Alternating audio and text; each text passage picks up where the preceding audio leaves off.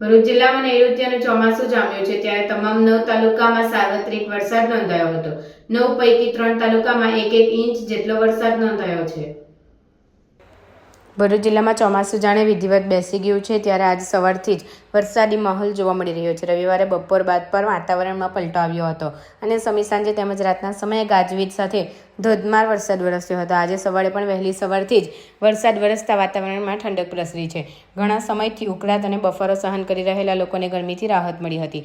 નૈઋત્યના ચોમાસાનું આગમન થતાં વાતાવરણ જાણે પ્રફુલ્લિત બની ગયું છે તો વરસાદ ખેડૂતોમાં પણ ખુશીનો માહોલ જોવા મળી રહ્યો છે। ભરૂચ જિલ્લાના 3 તાલુકામાં 1-1 જેટલો વરસાદ નોંધાયો હતો તો અન્ય 6 તાલુકામાં પણ વરસાદ વરસ્યો હતો। ભરૂચ જિલ્લામાં 24 કલાક દરમિયાન વરસેલ વરસાદના તાલુકાવાર આંકડા પર નજર કરીએ તો જંબુસર 5 મિલીમીટર, આમોદમાં 3 મિલીમીટર, વાગરામાં 12 મિલીમીટર, ભરૂચમાં 16 મિલીમીટર, ઝઘડિયામાં 8 મિલીમીટર, અંકલેશ્વરમાં 6 મિલીમીટર, હાંસોદમાં 1.5 ઇંચ, વાલિયામાં 1 ઇંચ અને નેત્રંગમાં 1 ઇંચ વરસાદ નોંધાયો હતો।